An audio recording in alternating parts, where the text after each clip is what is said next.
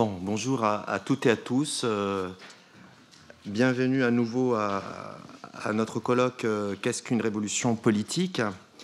Nous allons donc démarrer la session de l'après-midi avec Jack Goldstone, qui est professeur de Public Policy à George Mason University et qui nous présentera une communication intitulée Revolution is the forcible overthrow of a government through mass mobilization, whether military or civilian or both, in the name of social justice to create new political institutions.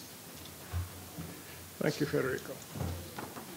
It's a great honor to join you here today to celebrate the installation of Yadh Ben Achour as Chair of Studies for the Francophone world. And we are discussing the nature of revolutions, which is only fitting, as Dr. Ben Achour is not only a world-class constitutional scholar, but has been a leading actor in one of the major revolutionary waves of this century. Now, I would say the most important thing to keep in mind is that a revolution is not a single event. It's a complex process involving thousands of people in different places at different times, conducting a struggle for power that can last for years, even decades. How do we define such an event? Scholars have differed by focusing their definitions on different parts of this complex process. Some have focused on the breakdown of the existing government. Some have cited the presence of mass violence. Others have pointed to mass mobilization. Some to a marked change of regime.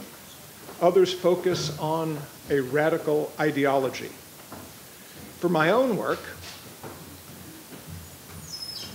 I've chosen to define a revolution as the forcible overthrow of a government through mass mobilization, whether military or civilian or both, very importantly in the name of social justice, in order to create new political institutions. Now, I've chosen this definition for the purpose of separating revolution from other kinds of power struggles that commonly occur.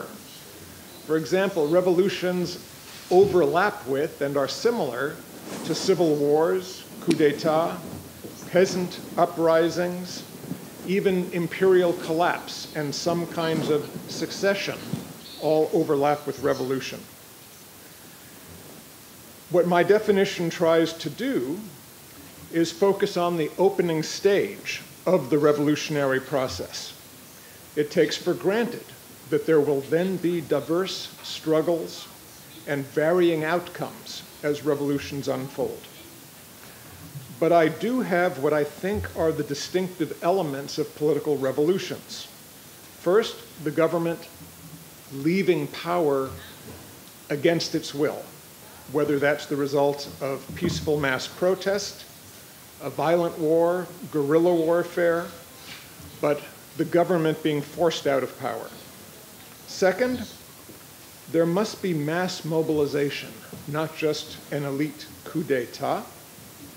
People must be involved, whether as soldiers or protesters or rioters. Finally, the struggle for power must have a moral vision and end in the creation of new political institutions. Otherwise, if it's just a struggle to capture the existing political institutions, that is typical of a civil war. So we have a definition, but what is the goal of having a definition? Well, as I said, it separates political revolutions from other kinds of power struggle. But still, you may think this is unsatisfactory because this definition does not tell us how long a revolution will last. It doesn't tell us who will win. It doesn't tell us what the outcome will be. But I feel I have to leave those open because it would be a mistake to believe we can constrain revolutions with a definition. as if they had an unchanging character or a fixed identity. The key thing to recognize about revolutions, they're complex, they are contingent, they have emergent properties. Things happen, as we've said this morning, things happen that you could not predict or foresee. And of course, revolutions differ greatly among themselves. Knowing that an event is a revolution, therefore, tells us little, but not enough. It does not tell us, once a power struggle has begun, what will happen next, because power struggles have their own dynamics. The outcome depends on which groups gain support, what resources they can command, what kinds of conflicts, battles, or negotiations occur, what foreign powers get engaged. There may be temporary victors who are then swept aside, or there may be negotiations, as with Tunisia, that create an uneasy peace, but not real stability. Now, for too long, I believe historical imagination and much scholarship was captured by one particular kind of revolution, the great social revolutions. But in fact, many other kinds of revolutions have produced important regime changes. Now, the great social revolution is what we think of generally when you hear the word revolution. This involves a lengthy mobilization, a civil war, usually a period of terror, a new constitutionally defined government, sweeping changes in the distribution of property, and a radical change in the dominant ideology. But events that combine all of these elements have been historically rare. Though I should say, since I'm in Paris, that it's only fair to note that France has had more of these great revolutions than most countries. From the epic revolution of 1789, one could also go to the Paris Commune of 1870-71, and of course France's involvement in the revolutions in Vietnam and Algeria. Still, looking only at the great social revolutions gives a very narrow and distorted view of revolutions. As I mentioned, other kinds of revolutions produce important regime changes. European politics were completely transformed by the collapse of the Soviet Union and its affiliated communist regimes in Eastern Europe and Mongolia. Yet the overthrow of communism occurred by predominantly peaceful revolutions that led to the resignation of communist leaders and the creation of new governments. In fact, where violence was most extreme in this process, as in Chechnya in the Caucasus, there was no new national government, no new national revolution, just a new local regime still under control of the Russian Federation. So the revolutions against communism illustrate two important features that are not always evident in studies of the great social revolutions. First, revolutions are usually not isolated events. They occur usually as part of international waves, with revolutions in some countries triggering and shaping revolutions in others. And second, that revolutions have enormously varied outcomes. Even the revolutions against communist rule, all fighting more or less against the same type of regime, produced a huge variety of outcomes. There were some stable democracies in the Baltic countries and Mongolia, some partial democracies in Eastern and Southeastern Europe, and there were some highly unstable democracies that had multiple subsequent revolutions, such as in Ukraine and Kyrgyzstan. And of course, a few of the post-Soviet states became full dictatorships, as in Russia, Azerbaijan, and Kazakhstan. It's also important and often overlooked that revolutions are usually not isolated, but play an important role in shaping global and regional history through the phenomenon of waves. For example, the revolution in Haiti, the anti-slave revolt in Haiti in the early 19th century, was long overlooked among the studies of great revolutions. but it's now considered by scholars as a singularly important event. It tied together the revolution in France with the revolutions of independence in Latin America and gave a impetus to anti-slavery movements all over the world. It may by itself have only been a revolution in a small country, which one could also say of Tunisia, but the consequences were global. And this is why it's important not to see revolutions in isolation, but to take them in their full global context. Now, the Middle East has been racked by a series of revolutions. Interestingly, the revolutions that we've seen in 2010, 2011 were revolutions against regimes that were themselves the creation of earlier revolutions. That is, the regimes that were overthrown in 2010, 2011 in Tunisia, Egypt, and Algeria initially took shape in revolutions against colonial powers. And the revolutions in Libya, Syria, and Yemen took place against revolutionary parties that had come to power in previous revolutions of their own. So revolutions can build upon themselves over time. It was a bizarre mistake that many scholars of the Arab world said, oh, there haven't been revolutions in the Arab world for decades. Therefore, absolutism has somehow become a feature of Arab regimes. And then everyone was shocked when revolutions occurred again. And yet, if you're an expert in revolutions, it's easy to point out every country that had a revolution in 2010, 2011 had had previous revolutions in their history. The idea that Arab countries, or for that matter, that any countries, are somehow immune from revolution is usually the result of not looking deep enough or far enough back. Now, revolutions can also go on for an ungodly length of time. If we look east to Afghanistan, we see a country that has remained in a revolutionary state that began with the overthrow of the monarchy in 1978, but which never produced a stable government in the years since. Instead, the Afghan revolution produced a long series of civil wars, a communist regime, an Islamist regime, a strange hybrid of kind of Western support for democracy in Kabul with warlord rule elsewhere in the country, and now, after the withdrawal of the United States, another Islamist regime.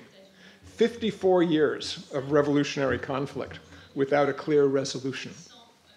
Meanwhile, the outcomes of the revolutionary wave that moved from Tunisia to Egypt to Libya to Syria to Yemen remains unclear. The latter three countries remain in the throes of civil war. Egypt is under the heel of a repressive counter-revolution, and Tunisia, which preserved democracy through many compromises and conflicts, is now teetering on the brink of a return to autocracy.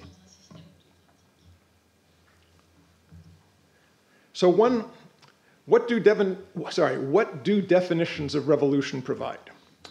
Not as much as we would like, I think it's only fair to say. Now, definitions are still useful. They constrain possibilities. So it's very useful to know if an animal is a mammal or a fish. That tells you what you're looking at to some degree. But you can say this animal is a mammal, and it could be a shrew or it could be a whale, because mammals are enormously varied, even though they do share common features. Revolutions have an almost similar range of variety. We can't fix or constrain revolutions. We cannot fix or constrain revolutions with a definition. What we need to understand are the varieties of revolution and how those different types of revolution are related to each other, how they have evolved across regions, and how they have developed across global history. That brings us to the question that I think concerns all of us at some point. We say, can you be objective about revolutions? Are revolutions necessary, or are they tragic and avoidable? Some scholars have argued, particularly I have to say American scholars in the 20th century, influenced by functionalism and the status quo with the dominant United States, they defined revolutions as dangerous and costly and tragic events that could have been and should have been avoided. In this view, a healthy government is a stable government, and revolutions represent a failure, some kind of deadly rupture in the proper operation of a society, produced when extreme ideologies and radical leaders come to the fore. But other scholars, and especially revolutionary leaders, both Marxist and democratic, they have a different view. They say that revolutions are normal and necessary episodes to create social change, without which vital social development could not occur. Just as caterpillars must end their existence and go through radical change to become butterflies, so monarchies and dictatorships must go through revolutionary crises if they're going to emerge as free and democratic societies. Revolutions are thus necessary agents of social change, as inevitable and necessary to societal evolution as births and deaths are necessary to the evolution of species. Can a definition of revolutions solve this problem for us and give us the value judgment? I don't believe so, because I think when you study the great variety of revolutions in their full global context, we see that some revolutions were tragic and avoidable, but others were inevitable and necessary. We can argue about which cases are which, perhaps, in the discussion. Ask me about your favorites. But I do think we see both across the broad range of history. What we need to do is place revolutions in a multi-layered history and say, what waves of revolutions were these events parts of? What variety of revolution were they, and how did they evolve? What changes to subsequent regimes and global relations did they create? We are only at the beginning of this task, as I think for too long, a small subset of events, the great social revolutions, captured our attention. But progress is underway. Scholarship now is focusing on nonviolent revolutions, on the history of waves of revolution, where they occurred, transformations they've created. We're seeing a combination of international relations and the study of revolutions that really did not exist 10 or 20 years ago. But we must still be prepared, as with evolution, to see new types and varieties of revolution emerge. Because one of the elements of revolutions we cannot forget is that human beings make revolutions, and therefore human creativity drives the evolution of new types of revolution and new outcomes.